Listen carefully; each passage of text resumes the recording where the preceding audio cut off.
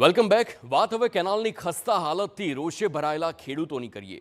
રાજ્યમાં કેનાલોની ખસ્તા હાલત હવે નવાઈનો વિષય નથી, પરંતુ તેને લઈ તંત્ર આંખ આડા કાન કરતું હોય અને અંતે ભોગવવાનો વારો ખેડૂતોને જ આવે છે. દ્રશ્યોમાં જોવા મળતી આ તૂટેલી કેનાલ ધોરાજીની ભાદર સિંચાઈ યોજનાની છે કે જ્યાં સેક્શન 1 અને 2ની કેનાલમાં મસ્ત મોટા ગાબડા પડી ચૂક્યા છે. કેનાલોની સાથે જ ખેતરો તરફ જતા નાળા પણ જર્જરિત હાલતમાં જોવા મળી રહ્યા છે.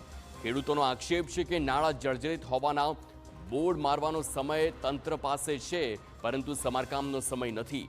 તંત્ર કુંભકર્ણની ઊંઘમાં હોય તેવું ઘાટ સર્જાતા ખેડૂતો પોતાનો રોષ ઠાલવી રહ્યા છે.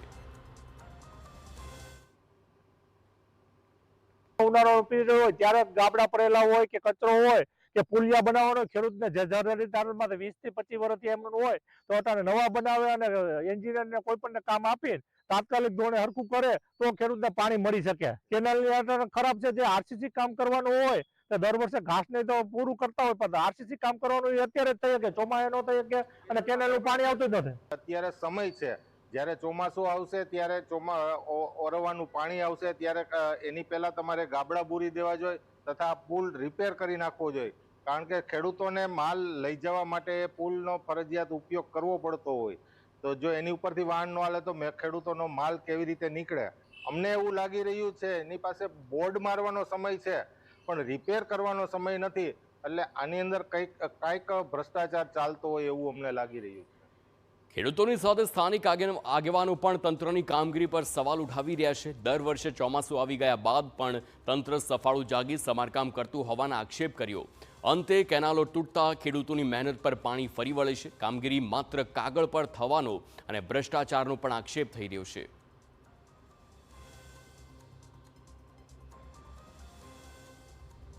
ઘોડા છૂટી જાય અને પછી તબેલાને તાળા મારે એવી પરિસ્થિતિ આ તંત્ર દ્વારા ઊભી કરવામાં આવી છે. જ્યારે કેનાલ સિંચાઈ મારફત છોડવામાં આવે ત્યારે આ તંત્ર કેનાલને રિપેરિંગ કરવા માટે લાખો રૂપિયાનો ખર્ચ કરે છે, પરંતુ માત્ર કાગળ ઉપર ખર્ચ કરે છે. જ્યારે કેનાલ છૂટે ત્યારે અનેક જગ્યાએ કેનાલો તૂટવાના બનાવો બને છે. અનેક ખેડૂતોને આ પાણીને કારણે ઊભા મોલને અને પાકને ખૂબ જ નુકસાન થાય છે. કેનાલોની હાલત અને તેના સમારકામ માટે અગાઉ અમદાવાદની હીર કન્સ્ટ્રક્શન કંપનીને 17 અને 18 લાખના ટેન્ડર અપાયા હતા, પરંતુ કામગીરી ન કરવામાં આવતા અંતે એજન્સીને બ્લેકલિસ્ટ કરાઈ. તો અધિકારીઓનો દાવો છે કે અન્ય એજન્સીને કામગીરી સોંપવાની કાર્યવાહી ઝડપી પૂર્ણ કરવામાં આવશે અને શિયાળુ પિયત પાણી છોડતા પહેલા કેનાલનું સમારકામ થઈ જશે.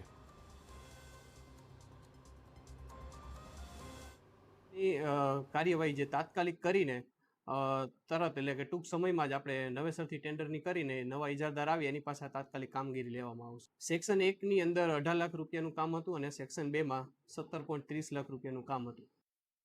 આમ હવે ધોરાજીનું વહીવટી તંત્ર ક્યારે ઊંઘમાંથી જાગે છે અને કેનાલનું સમારકામ કરે છે તેની ખેડૂતો મીટ માંડીને રાહ જોઈ રહ્યા છે.